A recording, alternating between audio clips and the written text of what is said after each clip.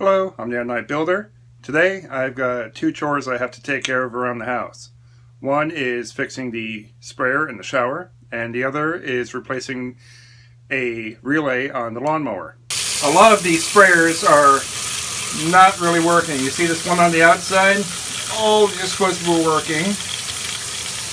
And the inside ones are spraying all different directions. This is the problem with living in the country is hard water. Even though I have a nice water softener, the pipes over the years have still collected all kinds of iron and other little nasties that get clogged into the shower head. It happens, so every now and then you have to fix it. First, we unscrew it.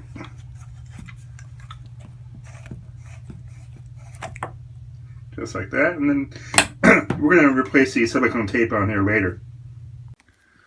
Alright, so unfortunately this spray head you can't take apart. Some of them you can take apart. There's a screw that's usually in the center. You just unscrew it and pop this out, and you would go at these holes from the back with a pin or a very, very fine screwdriver like this one. So since this doesn't have a screw, you basically just go after the holes like that, shove it in, and you pull out the crap. Now, what is this? This is basically lime, rust, and any kind of patine that happens inside of copper pipes. We also have bits of sulfur here and some other calcifying aspects. Now you can also use sulfuric acid. Just sit the head inside of a small pan of sulfuric acid. It really stinks, of course, the base being sulfur. Fill a small little plastic pan with sulfuric acid about 2 inches deep, just enough to bury the head. And I put it near a window in the bathroom. Or sometimes, if it's a nice day, I'll bring it outside. This happens quite often, unfortunately, because of the water. Now, people with city water may not have this problem, or if you have PEX pipes. But if you have old copper pipes, this happens often. So the best thing to do is either A, spend money and get a new one, or just clean it yourself pretty easily. It's not that hard, and it takes maybe 10 minutes. Alright, we're going to put a little bit of plumber's tape. Always go in the direction that it's going to be threaded on. Now, you don't need a lot. It's just a little bit of friction added on, so just enough to go around once. That's all I usually do.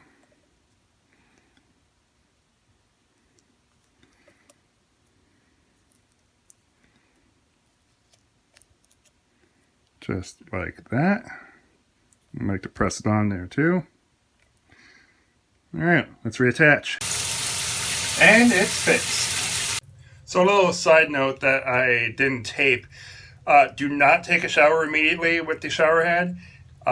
What you want to do is take the shower head and place it towards the bottom of the tub and turn it on. This way any sediments that are still in the head can flow freely out of the head and into the tub. Something you don't want to have pouring on you for the first time use. So just run it for about a few minutes, bang on the back of the shower head, and it'll be fine and clean. And then you'll get the results that you just saw. So, on to chore number 2. This is a very simplified starter relay for a lawnmower. So, basically how it works is the power will come in to this electromagnet and flow out, and it'll energize and pull this piece down, and electricity will travel up around and to the other side of the relay, starting your mower. Now, sometimes this gets stuck due to age or whatever, and your power cannot make it to the other side here because there's no bridge for it to cross. Sometimes you have to hit it with a hammer. I suggest a rubber mallet unless you really like breaking plastic pieces. So you pound it in place and then you have electricity flow. Now, usually when this happens, you have to replace it because it's on its way out. It's getting stuck. There's really no way to open these up and oil them, mostly because they're all closed and sealed, and there's nothing you can really do outside of replacing them. Luckily, the part's like $10. Not too bad. So here's the bad relay, and you pretty much just smack it right here, right on top of the terminals. You don't want to smack it too hard because these are nothing more than little bolted terminals, and you don't want to break off the bolts. So you just smack it with a rubber mallet. I say rubber because it won't conduct electricity and you won't get fried. Good things. So like I said, you smack it on top, connect the circuit, and it would start. Now, as you can see, there's not much holding on to this compared to the new one here. It's got all kinds of little wings because it's a universal one. So what do we do with all these little wings? I just leave them on. It's really going to fit in place. And as you can see, these little tabs here, you know, I could snip these off and put different connectors, but I'm not going to. So I tighten these up. I'll straighten that a bit. And you just want to place it right back in place. There's a screw back here. Kind of hard to see, sorry. So you take off these boots, take off the nuts, basically take off all the parts, put it back in place, and reverse.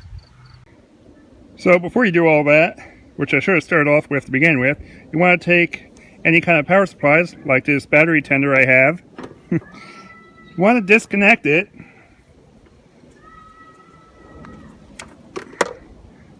And you want to disconnect the battery terminals.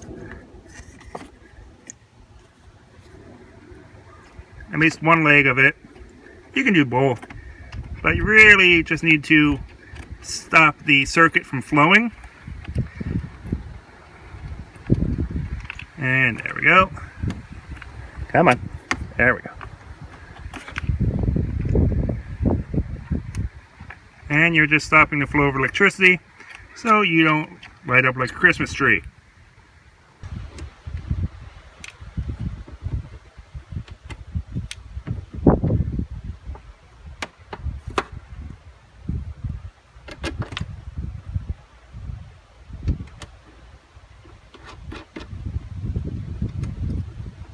Try to avoid having loose pieces. Last thing you want is to fry something on your lawnmower because of a bolt or nut that you forgot to stow. As far as these wires around the battery terminal, try not to connect it. I'm going to loosen this bolt back here. If I had the right size.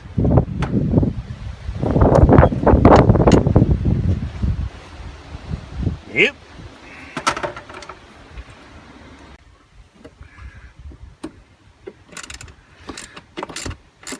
Careful not to smack the terminal of the battery that's nearby, because that hurts. Now you could remove the battery, give yourself a little more room. Not really necessary, but it's all up to you, personal preference and whatnot.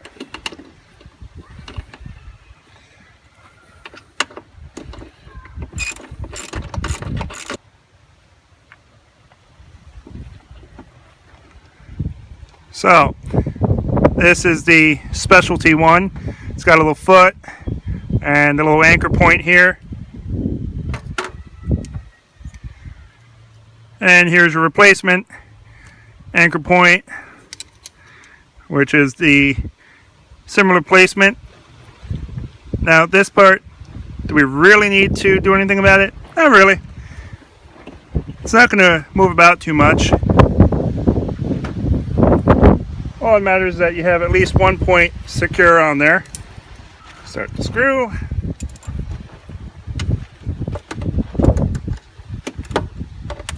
Yeah. Yes, I just got lit. I showed you why you should take the battery out, because you'll get bit. Now, it was a very small 12-volt battery, so there wasn't much power coming through it.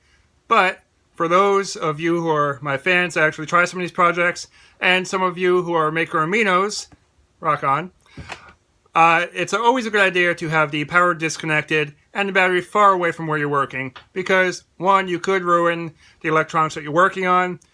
It could be a much stronger voltage and you could really get hurt. Or if you have the power go from one hand to the other, well, power takes the path of least resistance. It'll go through your arms, across your heart, and back up to the other arm. You don't want power to go through your heart because it might stop it or cause arrhythmia. Fibrillation, as in... Anyway, don't do it. So now that we are sans battery, got a little more room to play with here, and tight. As far as these little terminals here,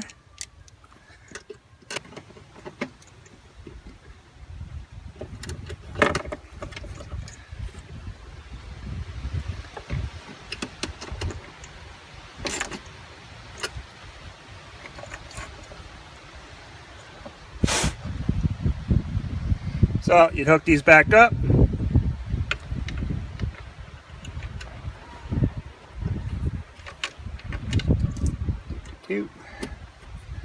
And you put the posts back on.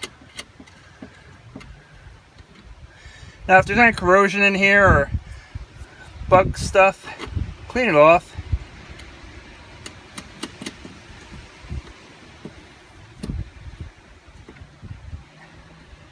Don't really have to do more than hand tighten these.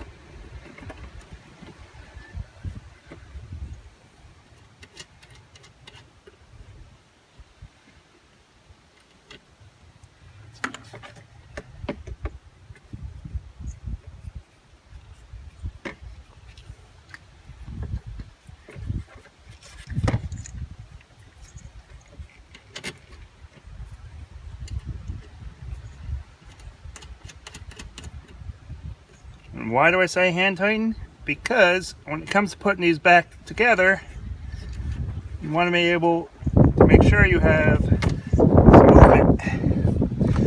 So one trick about putting these back on, I like to take a picture with my cell phone and make sure I put it back in the right order. So now I'm going to pause the video and make sure I have them in the right order, because you don't want to fry the nice $10 part you just bought. Case in point, I had it backwards, which is why you always do that trick. Good to go. So, quick tip as far as keeping the battery of your lawnmower in tip-top shape, because there is no alternator, well, on most lawnmowers anyway, that actually keeps your battery fresh. Spend 15 bucks at Harbor Freight and get a little bit of silicone sealant and the little 9-volt inputs that you can get for your car, and a few little terminal pieces, and I can show you exactly how you can keep your battery fresh. This is the $15 solar panel that you can get. This is where the silicone comes in. Now, because the electronics are up here, I've already lost one. They have a little diode and a couple other little pieces up here to make sure the flow only goes in one direction. So you want to silicone the edge all the way around here just to keep it waterproof. They have a little flashing LED up here, which is how the water got in the first place. So you want to put some silicone on here. Now you can use clear silicone so you won't really see it as much, and you can see this little light flashing. Doesn't really matter, you know it's working. And then I sealed up any little holes where water might come in, and also in here too. And down here. Now I've bolted this to the lawnmower, and I have a double nut on here so one cannot back off, since it has the other to keep it in place. It has this really long cord that you can run it around your lawnmower if you want, or if you have a longer lawnmower you can run along that. I just kept it tied in place. It comes with the other end that goes into a 9-volt car input, which will feed back to a battery, and this is where your little 9-volt adapter comes in. You just put positive positive, negative negative, and put the terminals on the end, put it on your terminals, and you're good to go. Now I put a little bit of electrical tape on here just to keep the dirt out, really. I don't worry too much about water getting in, and because the boot's on here, I can just tuck it in like that, connect the two ends like this, and tuck it in. And there you go. You have a way to keep your battery nice and fresh when you're not mowing the lawn. So, now the test of the lawnmower. It's a Craftsman. It doesn't really start up right away anyhow, even when I have the choke all the way full. So, hopefully it'll start up somewhat better.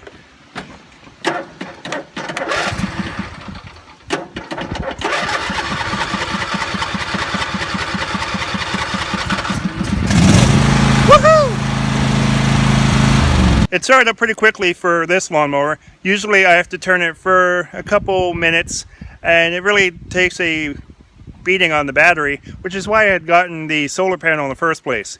So it might have been that this relay has been going for a while and was causing this not to start up right away. Or there could have been other problems. I'm just making assumptions. Whatever. Either way, it now works. I don't have to whip out the rubber hammer and hit it. And it was a quick fix. So with that, my chores are done. And if you like my videos, please subscribe. I'm the Oddnight Builder. Until next Odd Night. Or weekend in this case.